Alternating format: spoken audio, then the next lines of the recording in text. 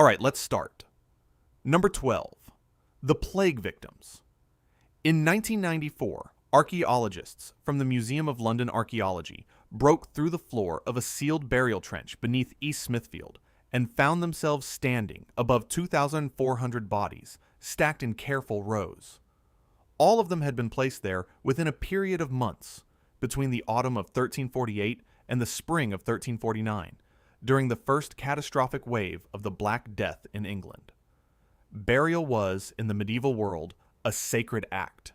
It required ritual, prayer, the last rites of the church, and a marked grave that family members could visit and tend. The dead of East Smithfield received none of this. They were interred in emergency trenches with almost no grave goods, no individual markers, and no ceremony that any surviving record describes.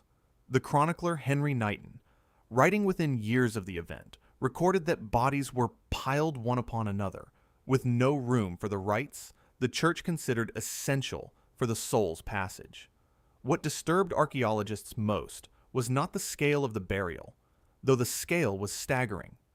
DNA analysis published around 2011, drawing on dental pulp samples, confirmed Yersinia pestis, the bubonic plague bacterium, in multiple individuals.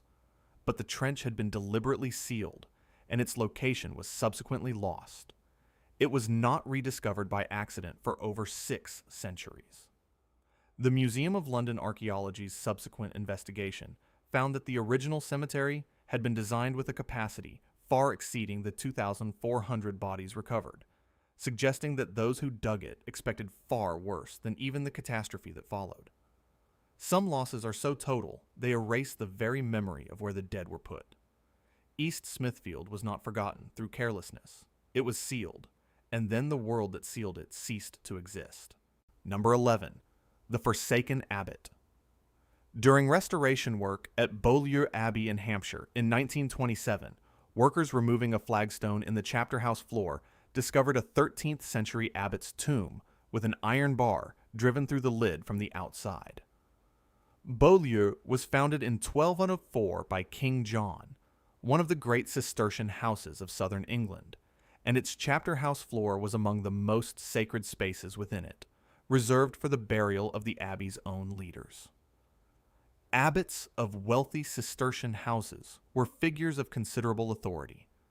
They governed their communities absolutely, held extensive lands, received visiting bishops, and expected to be buried with dignity beneath the floors they had walked in life.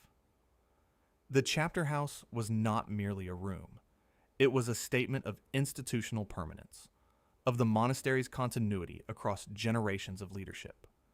The iron bar through this tomb's lid is what resists every ordinary explanation. Driving an iron pin through a pre-drilled hole in a stone burial lid required deliberate effort, deliberate tools, and a deliberate decision made by men who knew exactly what they were doing. The skeleton inside, when the tomb was finally examined, was found to be face down, a burial position documented in medieval archaeology as a practice reserved for those the community feared. Scholars call these deviant burials, and they appear across European medieval sites whenever the living wanted to ensure the dead stayed where they were put. A Cistercian visitation record from 1289 references an unnamed abbot of Beaulieu, who had been, in the Latin of the document, separated from the community in death as he was separated from God in life. No further explanation was recorded. The Hampshire Field Club and Archaeological Society documented the findings, but the identity of the man inside the tomb was never established. What does an abbot do that makes the men who buried him pin the lid shut, and then make certain no one writes down why? Number 10. The Hollow Crusader.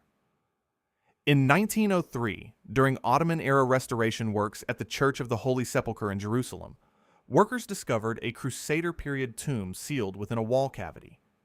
When they opened it, they found that the stone effigy lying on top of the burial was not solid. It was a shell, constructed hollow, and something had been placed inside it. The Church of the Holy Sepulchre was the most contested and most sacred site in Christendom. Crusader knights buried there had reached the pinnacle of what medieval Christian culture considered honorable death. Soldiers who had fought and died in proximity to the tomb of Christ himself. A stone effigy in this location was not merely a memorial. It was a theological statement, a declaration that the man beneath it had earned his place in the eternal record of the faith. The hollow interior of the effigy contained the bones of an adult male wrapped in lead sheeting. Alongside the remains was a small vial of reddish organic substance and a wax tablet bearing text in medieval Latin. The lead wrapping alone weighed an estimated 40 pounds, far beyond any practical preservation requirement. Lead burial was documented in medieval practice specifically in cases where the dead were considered dangerous, where the weight of the material was intended as much as a spiritual restraint as a physical one. The Ottoman Directorate of Endowments construction log from 1903 records the discovery, and the findings were corroborated in a French archaeological mission report filed in Paris. The wax tablet's injunction, warning against disturbing what was contained within, suggests that whoever placed this man inside a stone shell and hid him in a wall was not confident that an ordinary grave would hold him. Whoever built that hollow effigy went to extraordinary lengths. The question is whether they were protecting something inside the Church of the Holy Sepulchre, or protecting the church from something inside the tomb. Number 9. The Weeping Queen.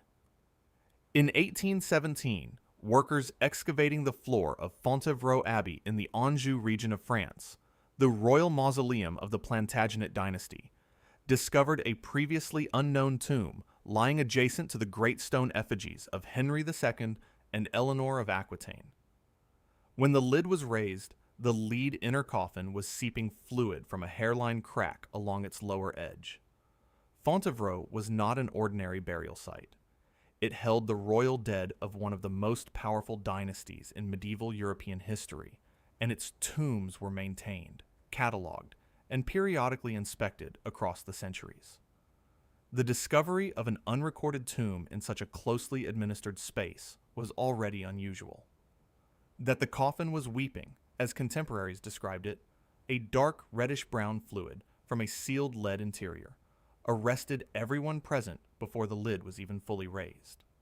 The occupant was eventually identified through heraldic devices on the outer stone as Isabel of Angoulême, born around 1188 and died in 1246, wife of King John of England. Isabel had been the subject of intense suspicion throughout her lifetime. The chronicler Matthew Paris called her more Jezebel than queen, and recorded accusations of poisoning directed against her in French chronicles. When the inner coffin was opened and the skeletal remains examined, the hands were found to have been bound at the wrists, a burial preparation associated not with royalty, but with those the medieval church suspected of demonic compact or sorcery. The Society of Antiquaries of France conducted a heraldic inventory of the tomb in 1817.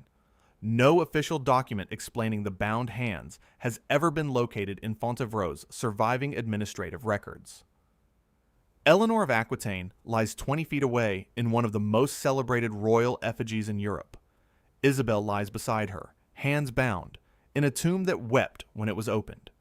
History recorded Eleanor's story. It buried Isabel's. Number 8. The Damned Bishop. In 1959, renovation workers at Lincoln Cathedral broke through a bricked-up arch in the crypt and found a bishop's tomb that had been deliberately sealed off from the rest of the building. Mortar analysis placed the date of the sealing at approximately 1380 to 1420 CE, during a period when Lincoln's episcopal records are among the best preserved in England, which makes what followed all the more remarkable. Lincoln Cathedral was one of the great institutional powers of medieval English Christianity. Its bishops commanded enormous resources, maintained extensive archives, and expected their resting places to be honored across the generations. The tomb found behind that bricked arch bore a bishop's heraldic arms, which meant the man inside had held one of the most significant offices the English Church could bestow. The heraldry had been defaced. The face of the effigy had been methodically chiseled away, a process requiring sustained effort with tools, carried out by someone who wanted the man's likeness removed from the permanent record. The only surviving text on the tomb read, in Latin, "Here lies one whose name the church does not speak." When the sarcophagus itself was opened, the skeleton was found with a second skull placed deliberately at its feet. This practice, documented in a small number of English and European medieval burials, was intended to confuse a potential revenant about its own identity to prevent the dead from knowing which bones were theirs, and therefore which direction to travel. The Royal Archaeological Institute reviewed the findings as documented by the Lincoln Cathedral Fabric Report of 1959. The bishop's identity was never recovered. The church that built Lincoln Cathedral also built its records. It knew how to preserve what it wanted preserved. This erasure was not an accident. It was a decision, and across 6 centuries, no one reversed it. Number 7. The Fallen Knight. In 1894, archaeologists excavating the crypt of a Templar chapel at Temple Dynsley in Hertfordshire found a stone tomb bearing a crusader knight's effigy, carved not in the conventional recumbent position, but face down, pressed into the stone as though forcing the figure into the earth rather than laying it to rest. The armor style dated the burial to approximately 1280 to 1310 CE, squarely within the years of the Templar suppression. The Knights Templar were dissolved between 1307 and 1312 by order of Pope Clement V, acting under pressure from Philip IV of France, who wanted their wealth and needed a charge that would stick. The charges included heresy, sodomy, and the worship of a demonic idol called Baphomet. Most historians regard these accusations as fabricated, but the dissolution was real, and the years surrounding it were years of accusation, confession under torture, and institutional collapse. The prone effigy at Temple Dynsley was not incidental. The body inside was also face down, a deliberate mirroring of the stone above it. Osteological analysis revealed healed blade injuries to the forearms, consistent with someone who had blocked weapon strikes during his lifetime, and a fatal wound to the rear of the skull, consistent with execution from behind. There were no grave goods, which is anomalous for a knight of sufficient standing to receive a carved stone effigy. Scratched into the inner base of the tomb, in a rough and unpracticed hand, were 5 words in Latin: "He betrayed the brotherhood." The St. Albans and Hertfordshire Architectural and Archaeological Society documented the findings in 1894. The knight's name was never established. The Templars were accused of crimes that history largely regards as invented. But someone who knew this man believed he had done something real, and made certain the accusation would be the last thing anyone ever read about him. Number 6. The Undead Noble. In 1679, workers demolishing a wing of Château de Puzoges in the Vendée region of France broke through a sealed vault and found a 15th century nobleman's tomb.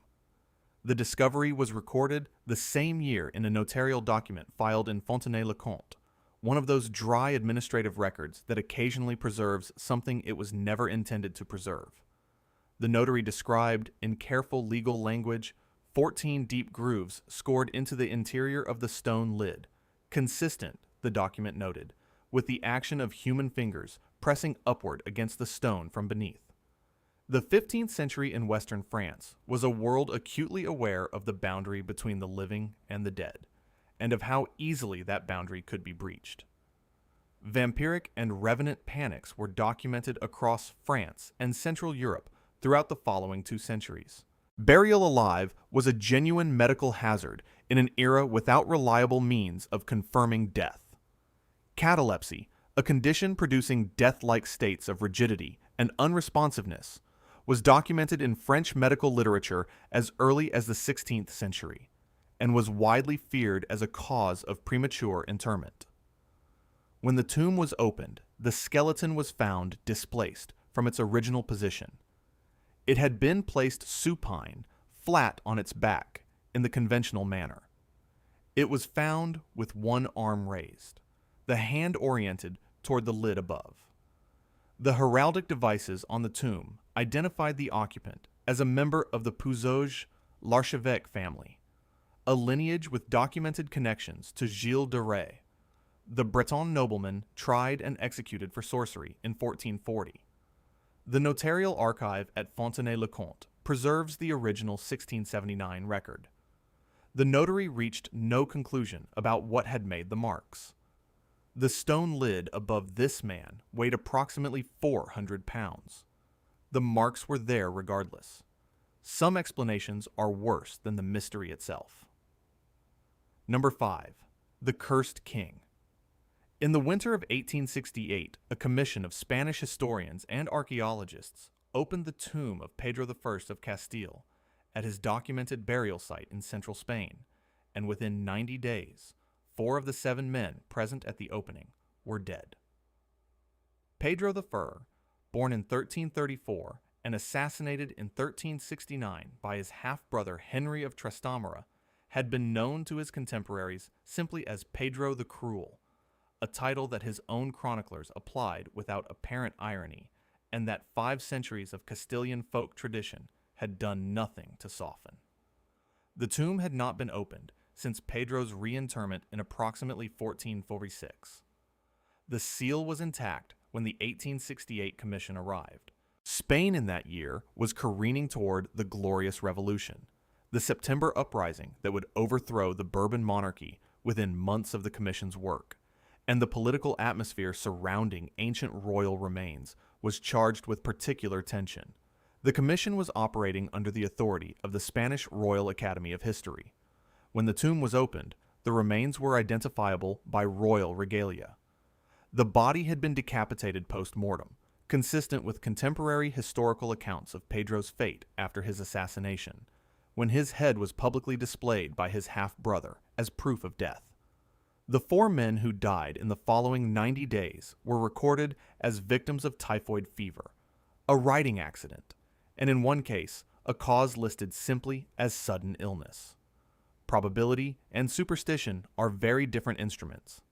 Typhoid, accident, and sudden illness were the ordinary hazards of 19th century Spanish life, and coincidence does not require a supernatural explanation to be coincidence. The 4 men who died in those 90 days never had the opportunity to offer their own interpretation of what happened. Does that change anything? It probably should not. But it is worth noting that the survivors reportedly refused to discuss what they found inside. Number 4. The Penitent. In 1711, workers demolishing a priory church near Autumn in Burgundy broke through 3 successive layers of flooring and found a burial structure beneath the lowest one that bore no resemblance to any ordinary grave. The Demolition Commission's administrative log, archived in Autumn, records the discovery with visible uncertainty, the language of bureaucrats confronted with something their forms were not designed to accommodate.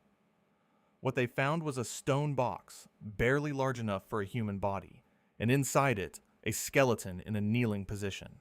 The 3 floor layers above the tomb told their own story. The lowest was the original medieval flagstone, laid when the priory was built. Above it was a secondary medieval layer, approximately a century newer, suggesting someone had deliberately buried the tomb deeper after the fact. Above that was a post-medieval brick layer, a 3rd generation's decision to put more stone between themselves and whatever lay beneath. Each layer represented a conscious choice by people who knew something was there and preferred it further down. Immurement, the practice of sealing a living person within a wall or enclosed space as punishment or imposed penance, was documented in papal records, Benedictine and Cistercian chronicles, and ecclesiastical court proceedings across medieval Europe. It was applied most commonly to monks or nuns who had violated their vows in ways the community judged too grave for ordinary correction. The kneeling position of the skeleton meant that either the person had been placed in prayer before being sealed inside, or they had died in prayer after the sealing. The forensic record from 1711 could not determine which. A stone tablet found in the lowest floor layer bore a single Latin word, penituit. It means he repented, or she repented. The gender and identity of the occupant were never established. Whatever this person did, 3 generations of monks felt the need to keep burying them deeper. The word they left behind tells us everything about the verdict, and nothing at all about the crime. Number 3. The Black Tomb of Arles. In 1953, archaeologists working in the Arles Camps necropolis in Arles, one of the most significant early Christian burial grounds in Europe, opened a Roman-era sarcophagus that had been reused in the medieval period and found inside it a second coffin made of iron, wrapped in 3 chains, secured with a wax seal bearing the episcopal mark of the Diocese of Arles, dated on stylistic grounds to approximately 1170 to 1190 CE. Arles camps had been in continuous use since the Roman period. Dante placed it in the Inferno. The medieval church considered it among the holiest ground in southern France. Iron coffins were not standard medieval burial practice. They appear in the historical and archaeological record specifically in contexts where the community burying someone was afraid of what that person might do if given the chance. The chains around this particular coffin showed evidence of having been manufactured for this purpose, not repurposed from other uses. The bishop's seal in its armored wax recess meant that a senior official of the church, a man whose theology officially denied the possibility of the dead returning, had personally authorized and sanctioned the arrangement. When the iron coffin was opened, the skeleton inside had been subjected to a series of post-mortem procedures well documented in the scholarship on anti-revenant burial practices across medieval Europe. The long bones had been broken and reset within the coffin. The jaw had been weighted with a stone, a technique recorded in Eastern European and French medieval burial contexts as a means of preventing the dead from using their mouths. The outer Roman sarcophagus carried a secondary medieval Latin inscription: "What is within must not become what is without." The French Ministry of Cultural Affairs excavation report from 1953 documented the findings in full. Jean Baudet's 1961 study of Provençal funerary traditions cited the Arles coffin as an outlier with no close parallel in the regional record. A bishop of the medieval church, a man whose faith told him the dead stayed dead, chained an iron coffin shut, pressed his seal into the wax, and hid it inside a Roman tomb in the most crowded cemetery in the south of France. The theology said none of this was necessary. The bishop did it anyway, and the question of what he knew that his theology did not has never been answered. Number 2. The Walled Children of Rievaulx. In 2004, English heritage archaeologists excavating the East Range of Rievaulx Abbey in North Yorkshire discovered a sealed chamber beneath the infirmary floor containing the skeletal remains of 11 children, none estimated to be older than 12 years at the time of death, arranged in a rough circle facing inward toward the center of the space. Rievaulx was founded in 1132, one of the great Cistercian houses of England, and its administrative records, among the best preserved of any English medieval monastery, contain no reference to the chamber, the children, or any event that might explain them.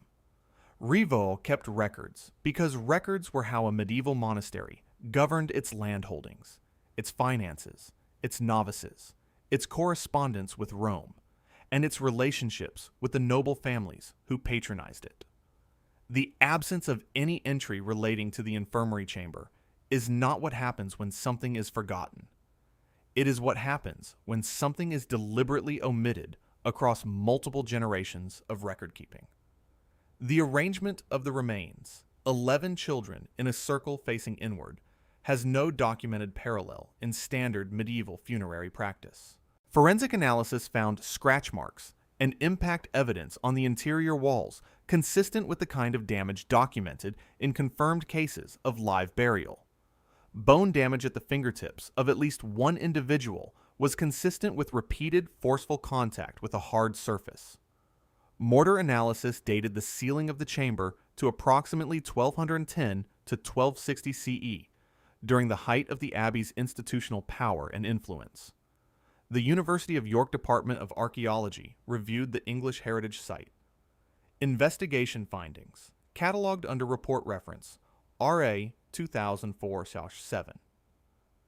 English Heritage chose not to release the full details of the 2004 Rievaulx findings to the public press, citing the sensitivity of the discovery. 750 years after someone mortared that door, shut from the outside, we still do not know who gave the order, or what the children had done, or what the men who sealed the chamber told themselves when the sounds from inside finally stopped. Some silences in the historical record are gaps. The silence around the chamber at Rievaulx is a decision, renewed across 5 centuries of record-keeping by people who knew exactly what they were choosing not to write down. That decision has outlasted every one of them, and it has outlasted every attempt to explain it. Number 1. Henry the Fern of England. In 1650, parliamentary soldiers using the ruins of Reading Abbey as a military garrison broke open the tomb of King Henry I of England, who had been buried there since 1135, and found the body reportedly still recognizable after 515 years. Henry had founded Reading Abbey in 1121, specifically to serve as his dynastic mausoleum, one of the greatest monastic foundations in 12th century England, built on a scale intended to demonstrate that his line would endure. He had been interred with the full ceremony of royal embalmment, his body preserved in balsam and aromatic compounds in the manner of English kings, and the lead coffin sealed with the expectation that it would remain sealed until the resurrection. The civil war that brought parliamentary soldiers to Reading was fought partly over the question of whether kings derived their authority from God or from the consent of the governed. Reading Abbey, dissolved by Henry VIII in 1539 and subsequently used as a prison and a quarry for building materials, retained Henry's tomb more or less intact until 1650. The antiquarian Elias Ashmole, drawing on accounts collected in the years immediately following, recorded that soldiers handled the remains with deliberate irreverence, and that the skull was removed from the coffin and passed between them. The body of a king who had ruled England for 35 years, who had crushed rebellions, blinded his enemies, and shaped the legal foundations of the English state, was treated as a curiosity and a joke. What followed is recorded across several independent sources.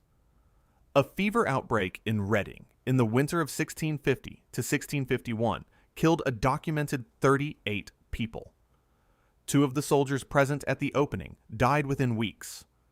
Colonel Daniel Axtell, who commanded the parliamentary garrison at Reading and ordered the disturbance of the tomb, was tried and executed at the Restoration in 1660, though his formal charge was his role in the trial of Charles the Thirster, rather than the desecration of a medieval royal burial. Orderic Vitalis, writing within decades of Henry's death in the 12th century, had already recorded a tradition that Henry's ghost appeared to warn of divine punishment on those who disturbed England's peace. The location of Henry I's remains after 1650 is genuinely unknown. Reading Abbey was demolished across the post-dissolution centuries until almost nothing structural survived. The lead coffin was broken open by men with no interest in preserving what it contained. The skull that soldiers passed between them vanished into the disorder of a country at war with itself. Henry I, who spent 35 years ensuring that England remembered his name and feared his judgment, has no confirmed resting place. We do not believe in curses. We believe in disease vectors and political consequence and the ordinary hazards of a century in which fever killed without warning and soldiers died young. Every death connected to the opening of Henry's tomb has an explanation that requires nothing supernatural. But Henry the Fern was a king who arranged in life for every person who crossed him to pay a price that matched the offense, and who built an abbey to ensure that the arrangement would be honored after his death. The soldiers who laughed over his skull in 1650 are gone. The abbey is gone. The skull is gone. Henry is the one we are still talking about. If you want to see more videos like this, click the video on screen now and make sure to subscribe.